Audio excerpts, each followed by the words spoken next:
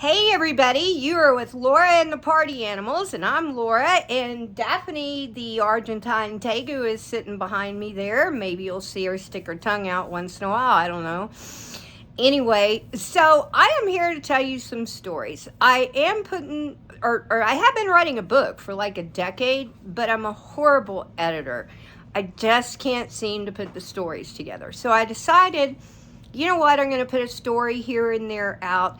And every story that I do put out, it is a true story, okay?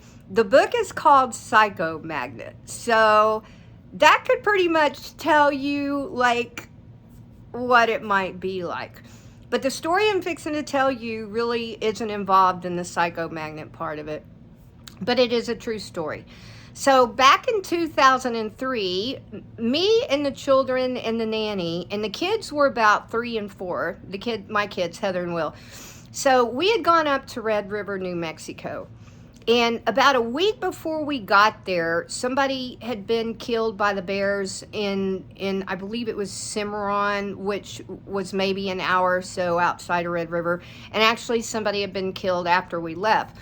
But there was a late frost that year, and the city goes and they put out, or the town, actually I think the state of New Mexico put out a warning about the being the bear attacks and the late frost out, or the late freeze, however I'm saying that. Anyway, and they were really putting the warnings out about the bears.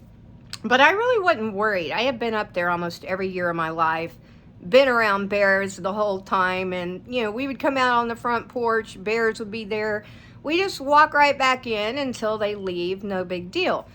This year was different. So our cabin had 2 bedrooms in it, and I'm sitting over here on this would have been the wall, and there was this big window right here, huge window, like almost the size of the wall. And then over to this side of me would have been like the kitchen and the rest of the living area. Back on this side was a bedroom, and then back on that side was a bedroom, and then there was a bathroom in the middle.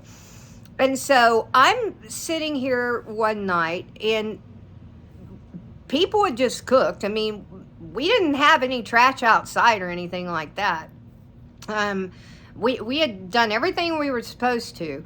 So I'm sitting here in this recliner or chair over here next to this wall, and there's this TV in front of me that I'm watching, and the kids were about 3 and 4, and I think they were still up. I really can't remember. I think they were. The nanny was still up, and anyway, so I'm watching TV, and I kept hearing something. I kept couldn't figure out what this sound was, because we're in the cabins way in the back. We're in this lodge where you have to cross a little bridge. All the other cabins are on this side, and then you cross this little bridge, and then me and this other cabin are right here, and then another one cabin a little bit ways down, and then that's it on our side of the bridge.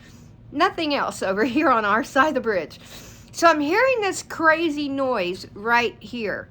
And I kept looking up, and I would look up, and it's pitch black, right? I'm like, what is that noise? And it would get louder. And I was like, what is that? And the kids, they were back whatever they were doing, and the nanny wasn't out. And I was like, this is coming from outside. And our cabin door had a front door and then a screen door locked in front of it. Okay, so you had the wooden front door and then the screen door in front of it. So like this. So anyway, I'm like, what is that noise? And I continued to watch the TV. In fact, I think we brought a DVD back up there. Back then, we didn't have internet or anything back in 2003, not in those cabins. We had internet, but not in those cabins. So I look up, because I couldn't hear this noise, and I look up to the side, and the pitch black that I'm seeing, I begin to realize, what am I seeing? Is that the night? And then as I look up, there are 2 big eyes staring right at me. So the black that I thought was the evening, because it was so dark out there where our cabin was, It wasn't. It was actually a bear like this up against that huge window standing there. And what I was seeing was the bear's fur. And I just thought, oh, that's kind of awkward for a bear to act that way, because that wasn't their normal behavior. So before I know it, I'm hearing this wham! And this bear had come around and busted down both those doors. He took off that screen door, and he came through that dead bolted, I don't know, maybe it wasn't a deadbolt, but it was a locked cabin door, okay? So took down that door, both doors. So I'm like, oh my gosh, what am I going to do? So I'm yelling at the nanny, and I'm telling her to make sure the kids are thrown in those back rooms and those doors locked. And the kids kept wanting to come out going, Mom, I want to see the bear, I want to see the bear. And I'm just yelling to Margarita to put those kids up in those bedrooms. So her and the children go in the bedrooms, and I'm like, well, what am I going to do? Well, I have a shotgun in there, and I have a 40 caliber HK in there. If anybody knows me, any of you guys know me, I'm not going to shoot an animal. They would have been having to attack one of my kids for me to shoot an animal. But the guns were there, and I just didn't have the heart to shoot the animal. And I thought, well, maybe he's going to go out. But he didn't go out. Instead, he decides and actually I got to back the story up. By that time, I'd gotten out of this chair, and where the kids were in the room this way and the kitchen's this way.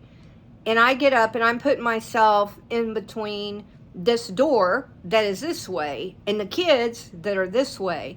And I have myself in between them because I do have the gun sitting on the mantle if I need to grab them. But you got to realize, a 40 caliber might only piss that bear off. And with a shotgun, I've only got so many shots with a bear coming at me. So, I really have to think twice before I make any decisions on what I wanted to do, even if I would have agreed to, hurt an animal, which is going to be too hard. Anyway, so that bear just starts throwing me around, man. Me and that bear go at it.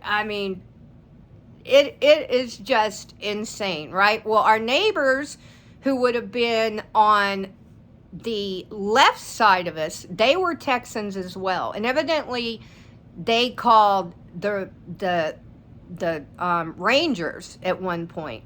And so I took the guns, and I wasn't going to hit the bear, but I did shoot it into the ground.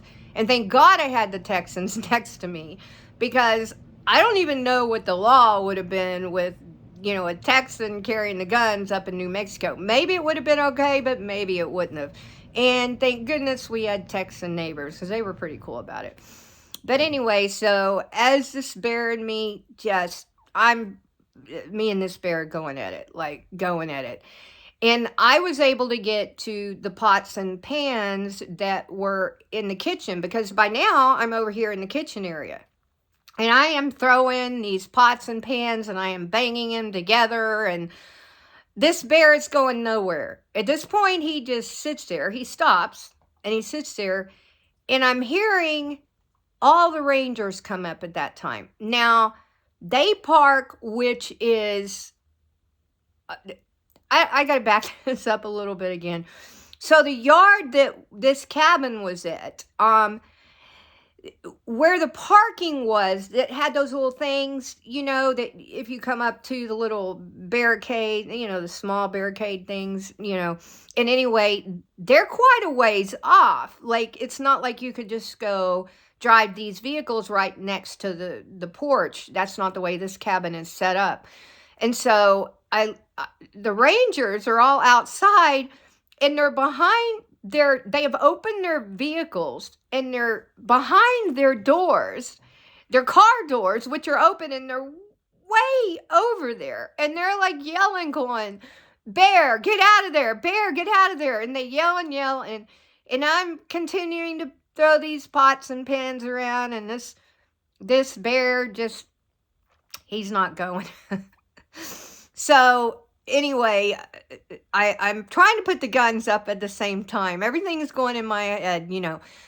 Anyway, what I did have was one of the cameras. And I started to use the flash along with a pan. So I'm trying to hit the flash of the camera and banging the pans against whatever I can.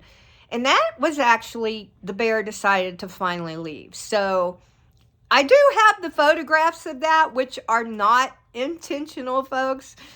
Not intentional photographs. I did end up with a few scratches and scars just to prove the battle wounds there. But that was my bear story. The bear finally went out. The rangers never came out from behind their cars. And the bear walked outside and he went back behind the cabins and back up the mountain. And anyway, that was that. You know what? That was that. And that is my big bear story. So anyway, hope you guys got something out of that. I will see y'all later.